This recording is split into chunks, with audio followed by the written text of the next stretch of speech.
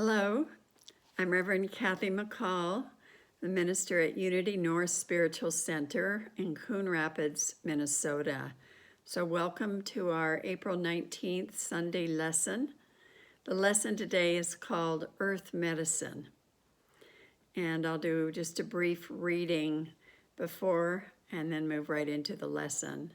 But let me first just mention, for those of you who are new on our site, and for the rest of you as well, that our website is unitynorthmn.org. And please visit our website, check us out. On our homepage, there is a donate button, and you can make a donation, which we deeply appreciate during this time that we are closed on Sundays and throughout the week as well. So thank you for your gifts. And let's begin now. I just want to do a brief reading, and I invite you to close your eyes and relax. Let light enfold me, that my inward eye may see clearly the path that lies ahead, and my mind be opened up that I may recognize the signposts along the way.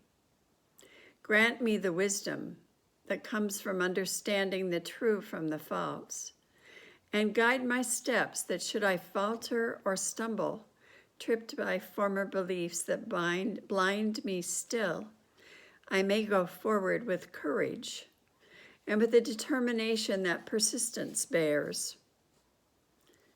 Let me be embraced with the love by which the whole creation is moved, the very essence with which all things are held together, dependent, yet independent, whole yet individuated, in which all are my relatives. Let me know the way that is the beauty way, the beautiful way, where all who will may walk in beauty, and where the end of the path is but a new beginning to my infinity, and every new beginning, another ever-present moment in eternity. For the beauty of the earth and all of our blessings, we say thank you, God, and so it is. Amen. Black Elk, Ogallala Sioux medicine man once said, "Grandmother Earth, hear me. The two-leggeds, the four-leggeds, the wingeds, and all that move upon you are your children. With all things and all beings, we shall be as relatives, even as we are related to you, O Mother." We are related to our earth more than we know. We are one with all life, all of the beauty and all of the wonder and all of the pain and all of the suffering and all of the love that we see in our planet is true of us. We see the awakening needed for Earth to express her full power and to recover from her abuse and sickness. We must take care of her. But we are of the earth, not separate, so we must take care of ourselves as well, for we are heirs to a magnificent queendom, and the earth is part of that. For heaven to exist on earth, for a true ecology of the heart, we must be the change we wish to see. And there's a great story of Mahatma Gandhi that speaks to this. Gandhi was approached by a woman who was deeply concerned that her son ate too much sugar. "I'm worried about his health," she told him. "He respects you very much. Would you be willing to tell him about sugar's harmful effects and suggest he stop eating it?" And after reflecting on the request, Gandhi told the woman yes, he would talk to her son, but she needed to wait 2 weeks and then bring him to her son to see him. And so in 2 weeks, she returned with her son, and Gandhi had the talk with him and told him about the harmful effects of sugar and suggested that he not eat it anymore. And when he complied with Gandhi's request, the woman was so happy. She just exuberantly thanked Gandhi, and then she asked the question, but why did you have us wait 2 weeks? Because, he replied, I needed the 2 weeks to stop eating sugar myself. You know, if we want to see more peace in the world, we must become more peaceful. If we want to see more justice in the world, we must become examples of justice. If we want to see more love in the world, we must become more loving. And if we want to see more health, we must be examples of healthy living. If we want to see more care of the environment, we must become more caring of the environment. If we want to have more power in our lives, we must speak out more powerfully.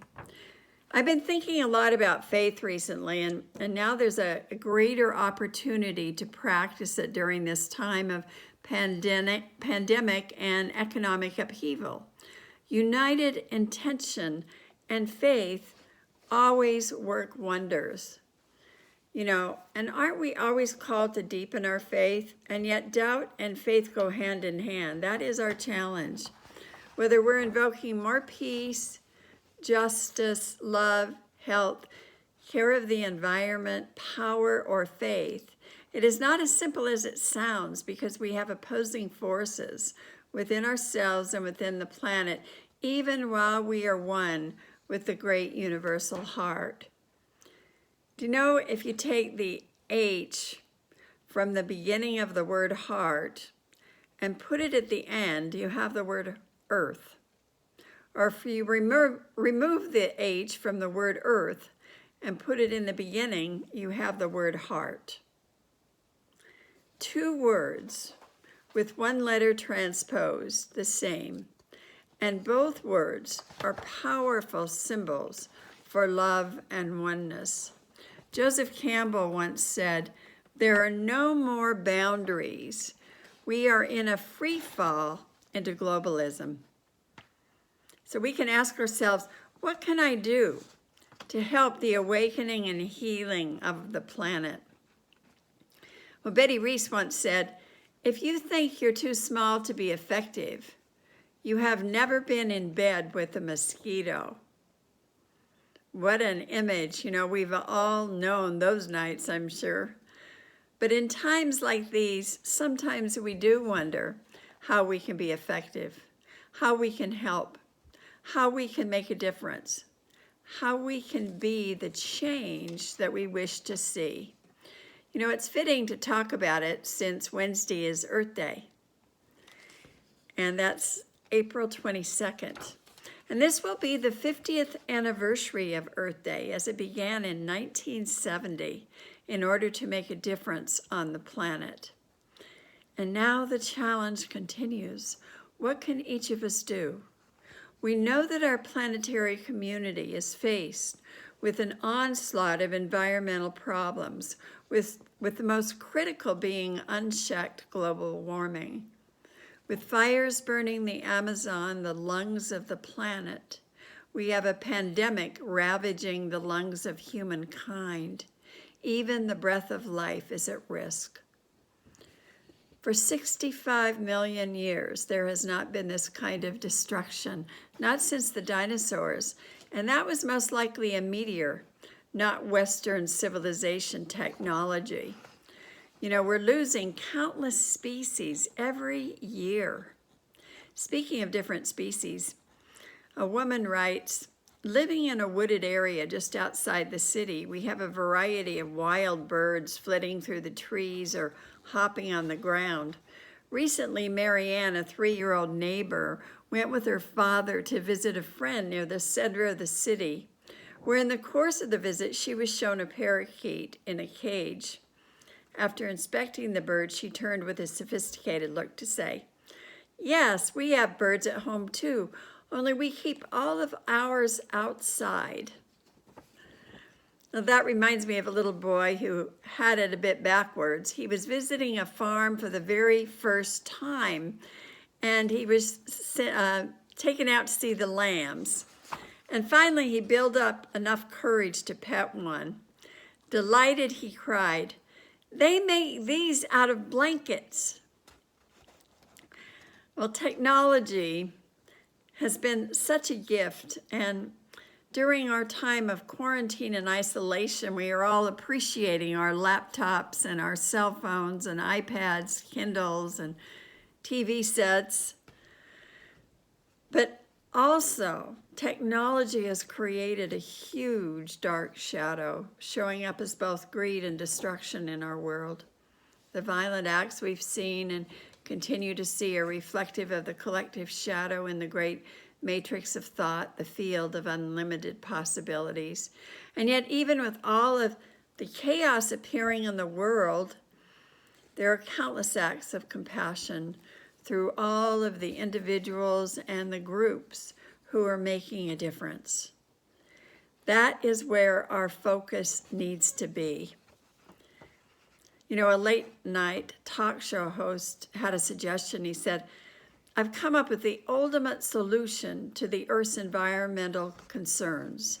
Let's gather up all of the landfill waste, industrial waste, nuclear waste, hazardous waste, and biomedical waste, and deposit them in some small savings and loan. Then suddenly they will disappear."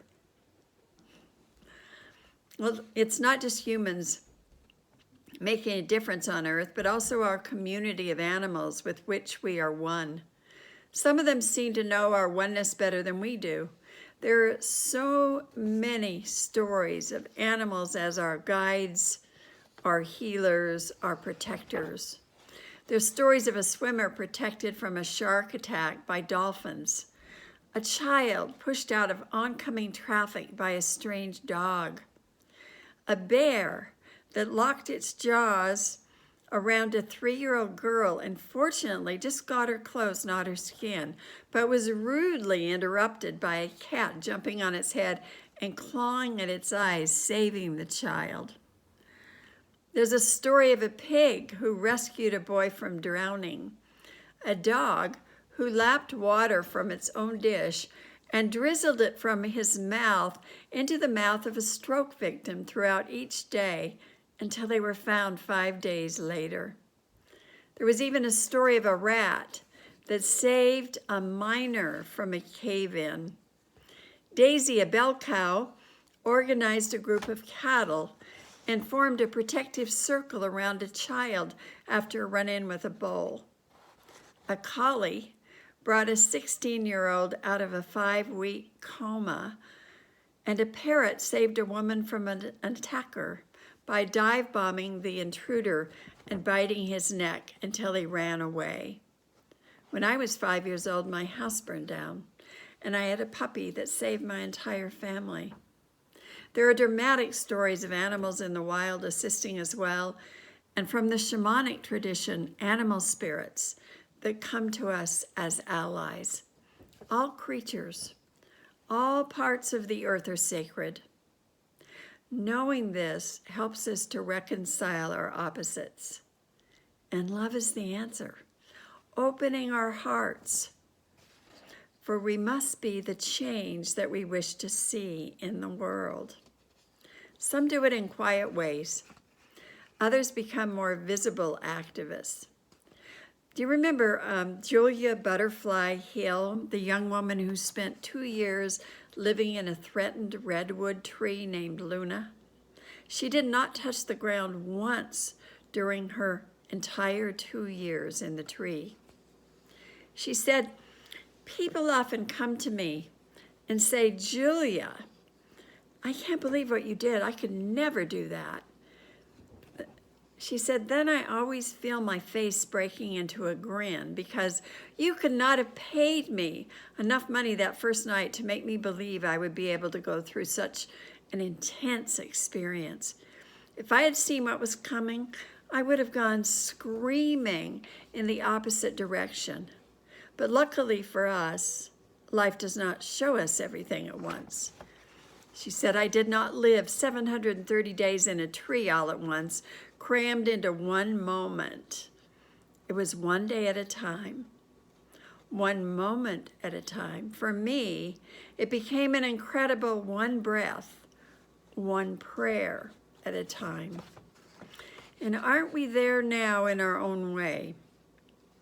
I mean, if someone had told us we would be spending weeks and months isolated at home, having to wear masks and gloves in public, many dying through the process, we too would have run screaming in the other direction.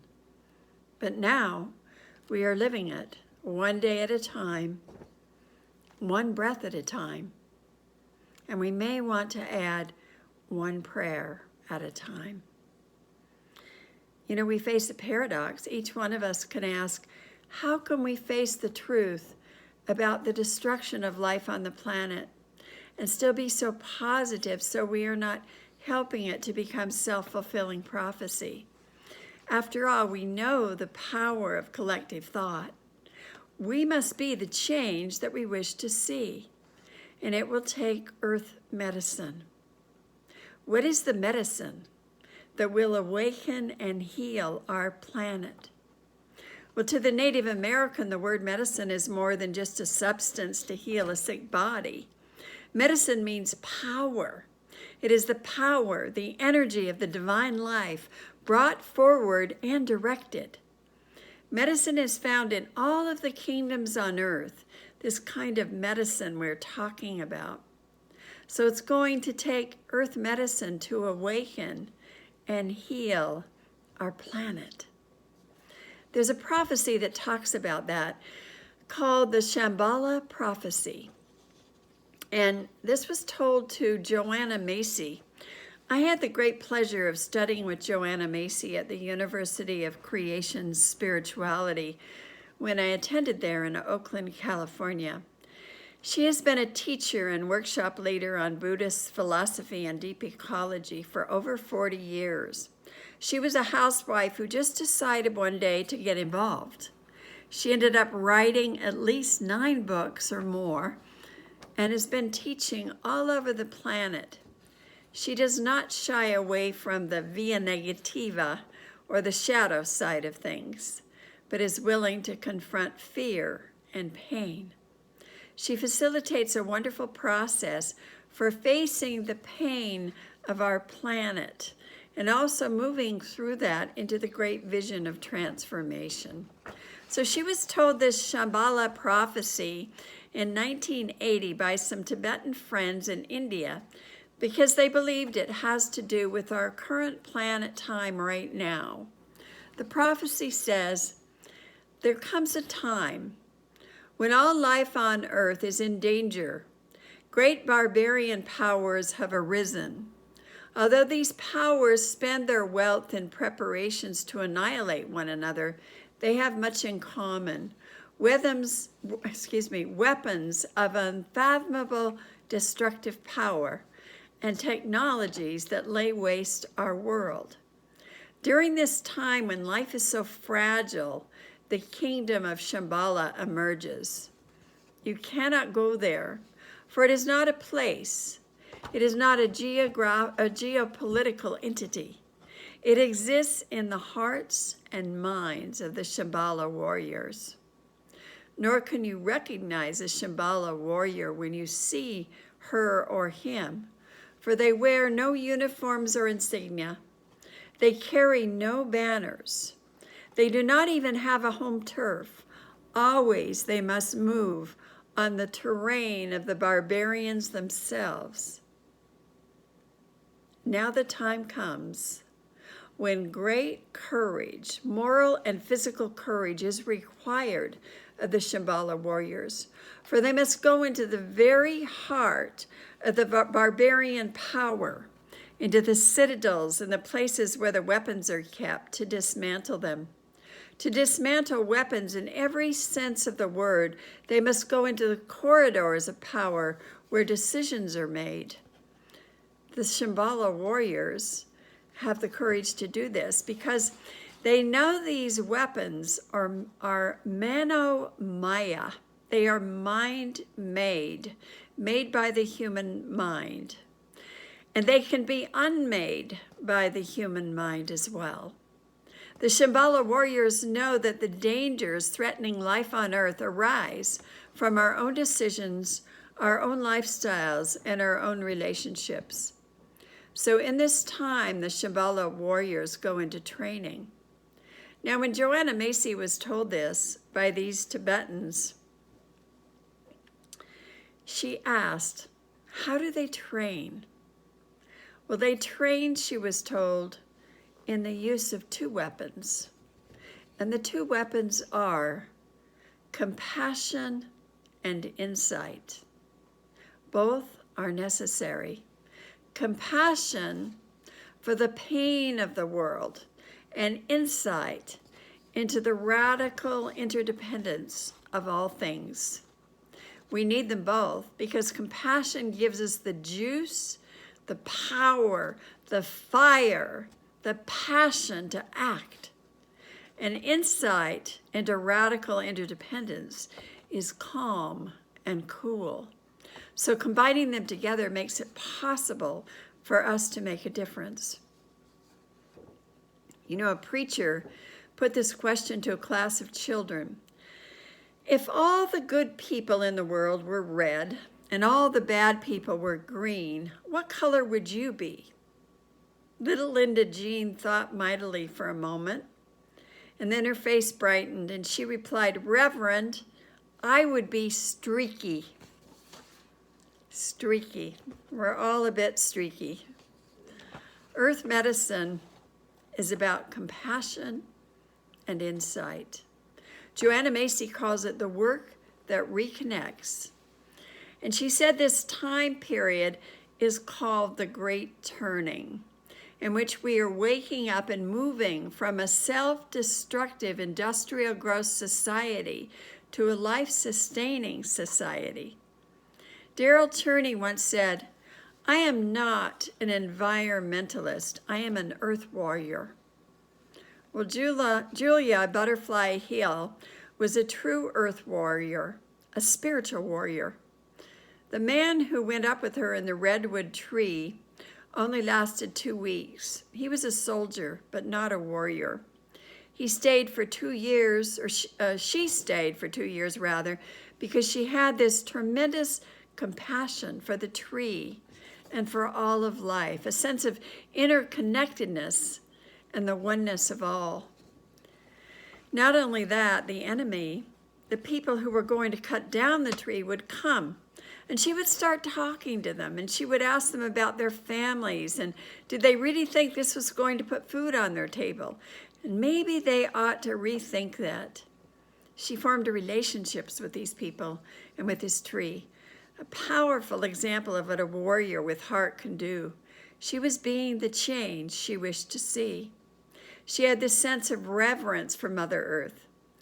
You know, when we put the sacred in the center of the nation, in the center of our lives, in the center of our spiritual community, in the center of everything, then we have tremendous reverence, and we cannot harm anything in this life or on this planet. You know, another teacher I had at the University of Creation Spirituality was a Native American man in Oglala Sioux named Peter Brokenlake. And I will never forget the story he told of when he killed his first deer at age 11. His grandfather taught him how to do it with a bow and arrow. And shaking in his shoes, he went out alone for some days and finally made the kill. And upon returning home, he was so excited to tell his grandfather. And he said his grandfather asked him how he felt, and he responded, I feel great, I feel happy. And his grandfather slapped him across the face as hard as he could. And he said to him, this is not a conquest. This is not to make you feel better or happy. And he took him to the deer's body, and he made him stroke every inch of it until he felt his own compassion. And then he had him thank the deer for giving its life. And of course, Peter Brokenlake was never again the same. The earth speaks to us in so many ways if we listen. We can remember our compassion and reverence for all of life. Julia Butterfly Hill said, "I believe we all have our own tree to sit in. For me, this means committing to waking up every morning and asking oneself, what can I do today to make the world a better place? And then doing the best we can to live our beliefs. Because we are human, some days our best will be better than others. We will make mistakes, and then we can give thanks for the lessons they teach us. One breath at a time, one step at a time. We will find we have crossed our own boundaries and limitations into a whole new divine way of living and being. One does make a difference. You are the one. And together we are the one." This Wednesday on Earth Day and every day, take time to remember. I love what theologian Matthew Fox once said, "Fall in love at least 3 times every day."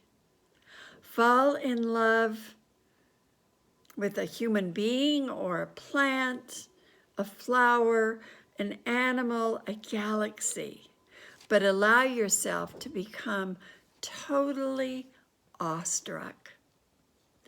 Together, we create Earth Medicine for the awakening and the healing of all. Let us each, in our own way, become the change that we wish to see. God bless you. Thank you. Happy Earth Day.